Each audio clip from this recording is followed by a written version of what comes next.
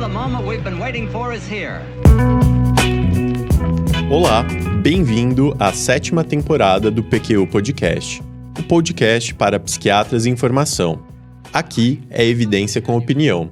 Eu sou Gabriel Queijo e é uma satisfação tê-lo como ouvinte.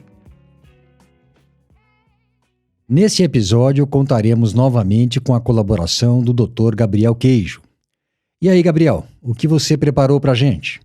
Oi, Luiz Alberto. Satisfação estar aqui de novo. Hoje decidi falar sobre um problema razoavelmente comum na prática do médico psiquiatra, o mau uso de benzodiazepínicos.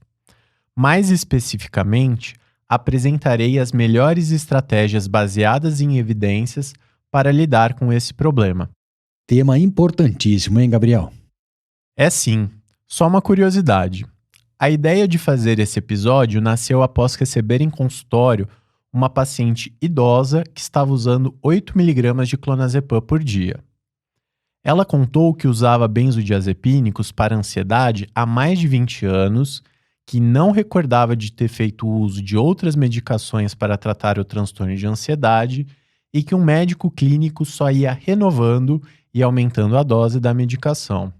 Sim, casos assim, vez ou outra aparecem, reflexo da prática médica de outros tempos.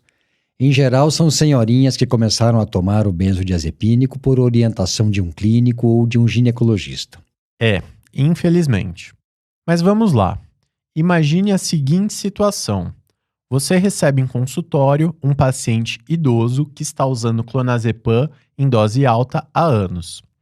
O paciente fala que está bem, só um pouco esquecido e que só precisa da receita azulzinha. E aí, o que você faz? Como abordar o paciente? Quais são os riscos do uso prolongado e quais as melhores estratégias para a descontinuação dos benzodiazepínicos? Para te ajudar a sair dessa, tentarei responder essas perguntas nesse episódio do PQU Podcast. Muito bom. Mas antes, permita-me informar o ouvinte que está chegando agora que o PQU Podcast é uma iniciativa independente do Vinícius e minha, agora contando com a sua colaboração, Gabriel, e com a do André Boim. E essa nossa iniciativa tem como objetivo a divulgação comentada de informações de interesse para o psiquiatra em formação. Pronto, mensagem dada, vamos em frente. Claro. Antes, uma breve introdução.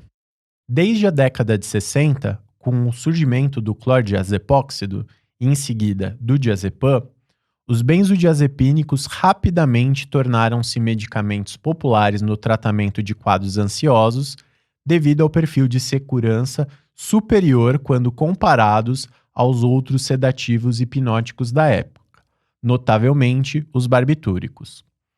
Desde então, vários benzodiazepínicos são ainda hoje utilizados pelos seus efeitos sedativo, ansiolítico, anticonvulsivante e relaxante muscular. Devido às suas múltiplas indicações, eles têm sido amplamente prescritos. O mau uso e, eventualmente, a dependência aos benzodiazepínicos tornaram-se um problema muito comum na prática clínica. Alguns diriam até que um problema de saúde pública nas últimas décadas. Sim, lembrando que além dos riscos de dependência e abstinência, os benzodiazepínicos têm outros efeitos colaterais dose-dependentes: sonolência, letargia, fadiga, sensação de ressaca, dificuldade de atenção e concentração. Podem também comprometer a habilidade para dirigir e operar maquinário e aumentar o risco de quedas e fraturas, sobretudo em idosos. Muitos estudos também apontam para uma associação com disfunções cognitivas. Essa questão cognitiva tem sido um tema de particular interesse dos pesquisadores, não é, Gabriel? Sim, e os efeitos são vários. Os benzodiazepínicos estão associados a déficits cognitivos de curto prazo, particularmente na memória, aprendizagem, atenção e capacidade visoespacial. Também são associados ao desenvolvimento de déficits cognitivos mais duradouros. Inclusive, diversos estudos apontam que, mesmo após a descontinuação, a função cognitiva dos usuários crônicos permanece prejudicada na maioria dos domínios cognitivos, ao menos por algum tempo. A descontinuação, contudo, aparenta estar associada a uma melhora, ao menos parcial, da função cognitiva. Vale ressaltar ainda que estudos observacionais sugeriram alguma associação entre o uso de benzodiazepínicos e demência. Saliento, contudo, que não é clara uma relação causal entre o uso de benzodiazepínicos e demência. Você deixou isso bem claro no episódio 23 do PQU Podcast, né, Luiz Alberto? Verdade. Algo mais sobre as desvantagens dos benzodiazepínicos, Gabriel? Já ia me esquecendo. Falei há pouco que eles aumentam o risco de quedas e fraturas. Esqueci de dizer o motivo. Além da sedação, eles comprometem os reflexos, a coordenação motora e o equilíbrio. Em idosos, eles estão muito associados com fratura de quadril, o que é preocupante dado que 1/3 dos pacientes com fratura de quadril morrem dentro de 1 ano.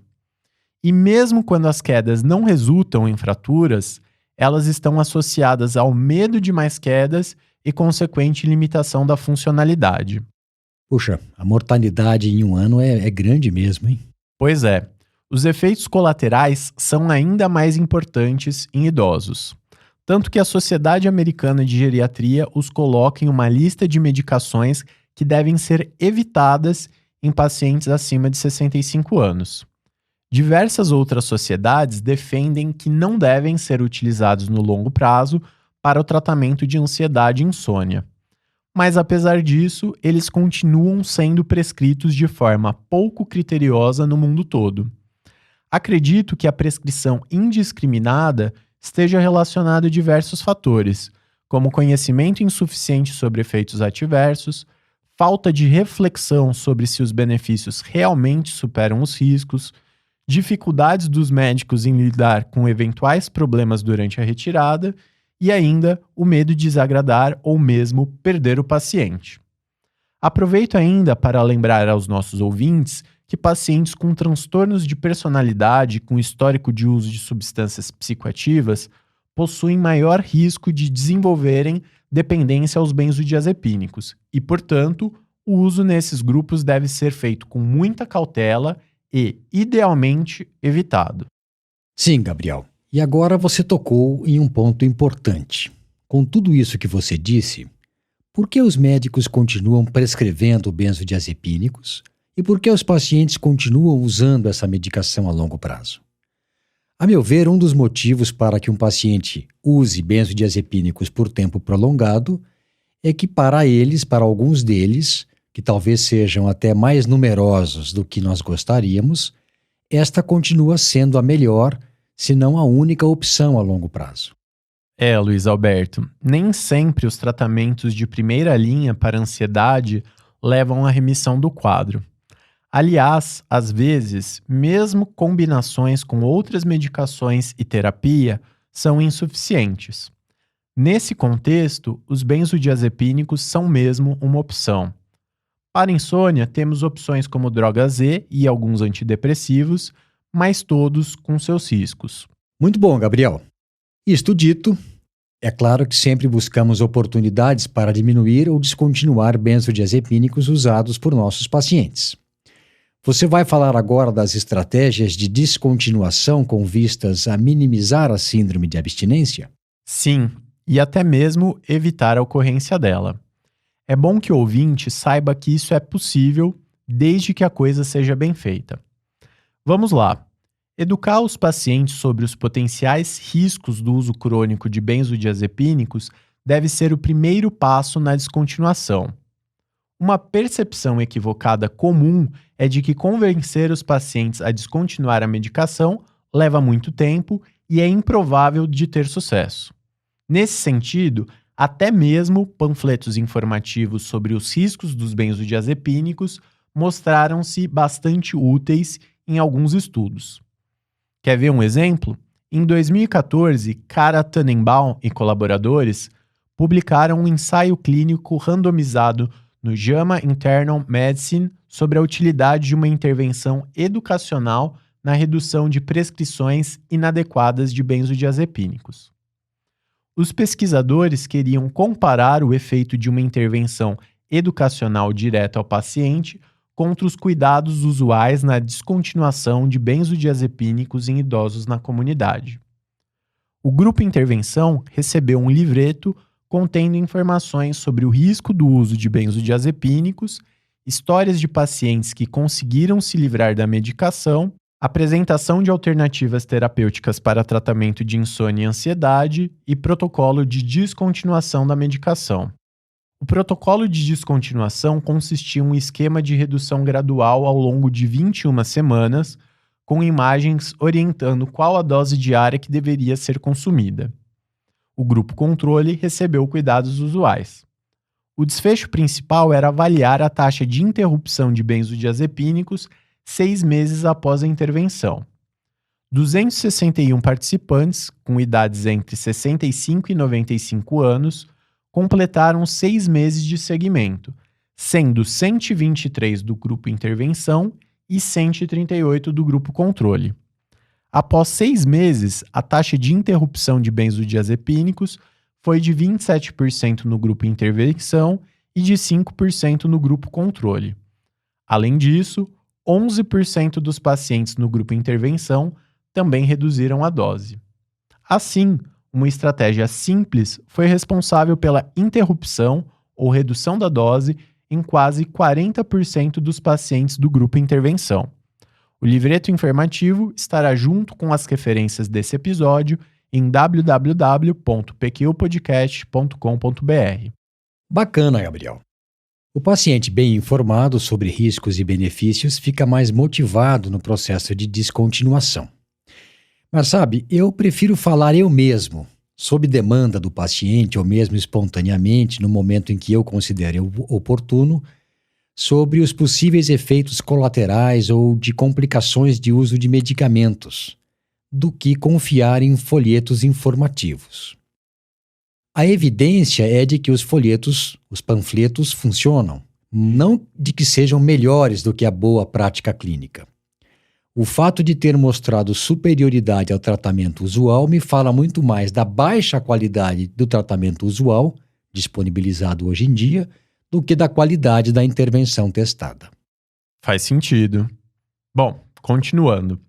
Caso o paciente esteja usando vários benzodiazepínicos, o primeiro passo é convertê-los para uma dose equivalente de diazepam para descontinuação gradual. Existe um consenso de que os benzodiazepínicos devem ser descontinuados gradualmente ao longo de várias semanas com o objetivo de prevenir sintomas de abstinência. Mas não há consenso quanto à velocidade de descontinuação. Alguns estudiosos sugerem reduzir a dose inicial em 50% a cada semana, enquanto outros sugerem reduzir de 10% a 25% a cada 2 semanas. Dado as particularidades de cada paciente, acredito que a velocidade de descontinuação deve ser personalizada conforme a capacidade do paciente em tolerar a retirada. Isso mesmo, eu também penso assim. Alguns pacientes toleram a descontinuação mais rápida, em poucas semanas, enquanto outros exigem reduções mais lentas e graduais ao longo de vários meses. Por isso é importante ficar atento aos sintomas de abstinência. Após o uso de benzodiazepínicos, sintomas de abstinência costumam ocorrer mais precocemente com agentes de curta duração, entre 2 e 3 dias, do que com agentes de longa duração, entre 5 a 10 dias. A maioria dos sintomas de abstinência está associado com o estado de hiperexcitabilidade cerebral e podem ser divididos em sintomas físicos, psicológicos e sensoriais. Os sintomas físicos mais comuns de retirada são dor de cabeça, espasmos ou tensão muscular, fraqueza, formigamento, náuseas e vômitos, sudorese, tremores, taquicardia, elevação da pressão arterial e diminuição da qualidade e quantidade do sono. Os sintomas psicológicos mais comuns são ansiedade, inquietação, tristeza, oscilações de humor, irritabilidade, despersonalização, desrealização e dificuldade de concentração. Alterações sensoperceptivas como hiperacusia, fotofobia e disestesia são relativamente comuns. Em casos de abstinência mais grave, convulsões e alucinações também podem ocorrer. Caso o paciente esteja apresentando sintomas de abstinência, devemos reduzir o ritmo da descontinuação. É isso. Estamos indo bem. Agora, vou apresentar os resultados de 2 revisões sistemáticas da base Cochrane. Em 2006, Cecil Dennis e colaboradores publicaram uma revisão sistemática intitulada Intervenções farmacológicas para a dependência de benzodiazepínicos em ambientes ambulatoriais. Foram incluídos ensaios clínicos randomizados sobre o manejo da dependência de benzodiazepínicos, independente do tipo, dose total diária e duração da terapia. O objetivo era avaliar intervenções úteis na retirada dos benzodiazepínicos. Foram extraídos dados de 8 ensaios clínicos com um total de 458 participantes. Os estudos não puderam ser analisados cumulativamente devido à heterogeneidade das intervenções e das características dos pacientes. Trago aqui os 3 resultados mais relevantes. Primeiro, a descontinuação gradual dos benzodiazepínicos é preferível à abrupta, pois os pacientes com retirada progressiva tiveram menos sintomas de abstinência e menor taxa de desistência. Número 2. Não há evidência sobre a utilidade de se substituir benzodiazepínicos de meia-vida curta por de meia-vida longa antes da titulação para baixo. Contudo, só um ensaio fez essa avaliação. Inclusive, ao elaborar o episódio, procurei outros artigos mais atuais sobre esse tema, mas não achei nenhum estudo que apoiasse ou refutasse essa conclusão. E o terceiro resultado é de que não há evidências contundentes de que alguma medicação facilite o processo de retirada de benzodiazepínicos. Se me permite um adendo? Claro, Luiz, fica à vontade. Sobre a utilidade de se substituir benzodiazepínicos de meia-vida curta pelos de meia-vida longa antes da diminuição como primeira providência, acredito que o racional farmacológico seja sólido o suficiente para adotarmos essa conduta com o objetivo de minimizar a síndrome de retirada.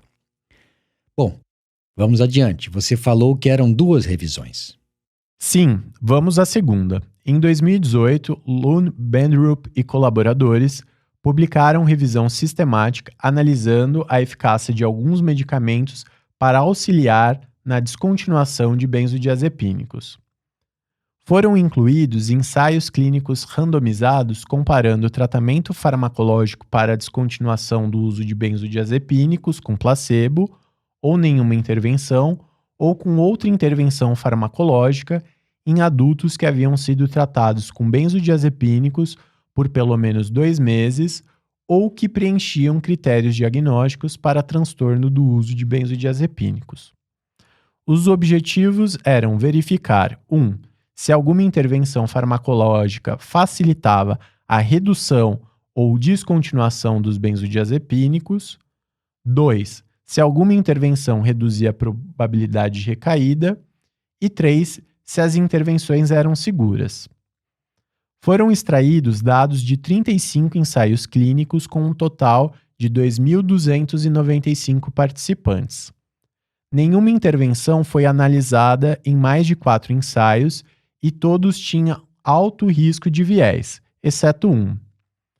Foram analisadas intervenções com os seguintes fármacos: ácido valproico, carbamazepina, lítio, pregabalina, paroxetina, antidepressivos tricíclicos, trazodona, buspirona, melatonina, flumazenil, propanolol, progesterona e aspartato de magnésio.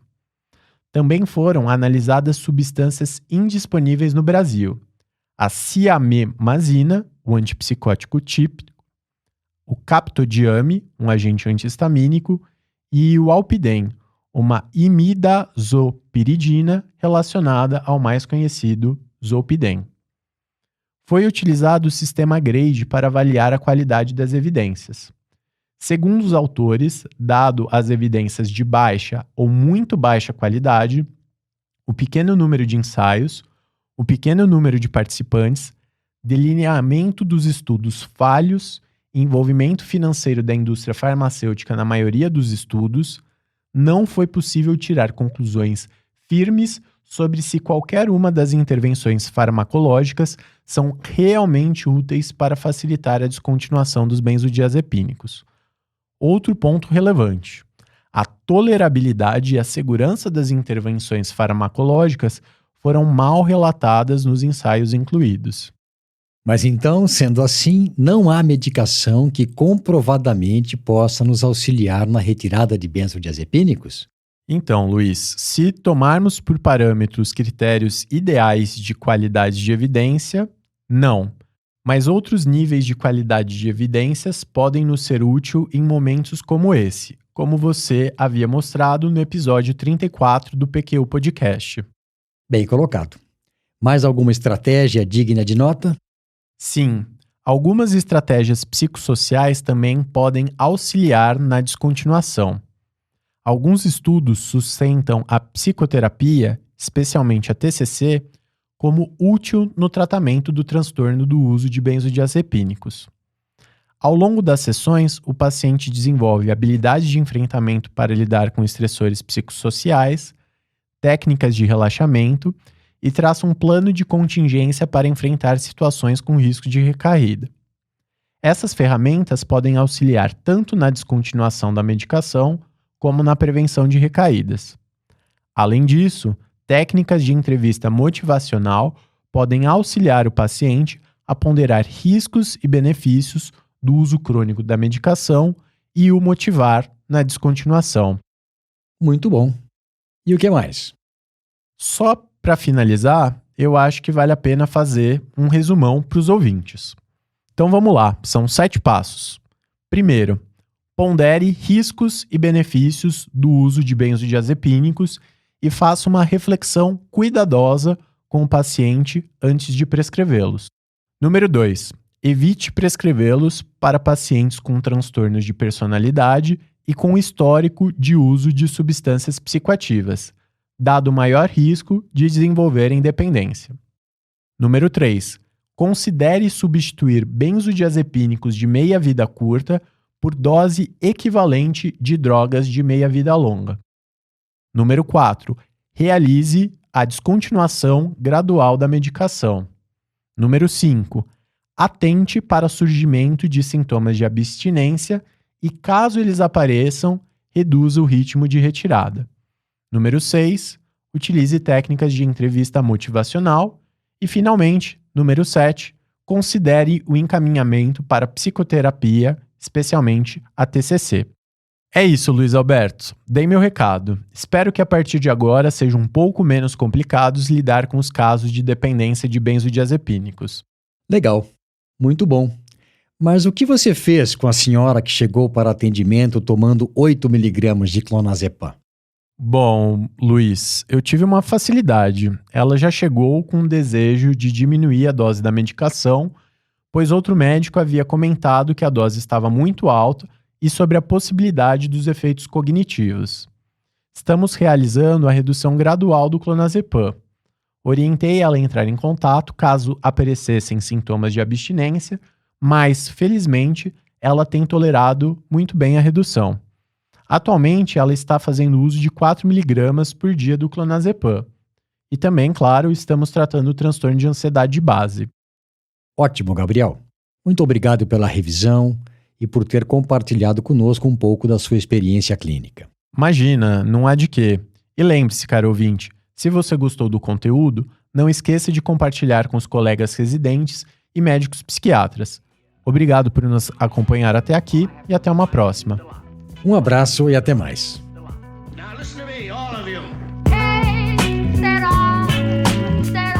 Acesse a nossa página no Facebook e siga-nos no Instagram para ficar por dentro de tudo o que acontece no PQ Podcast.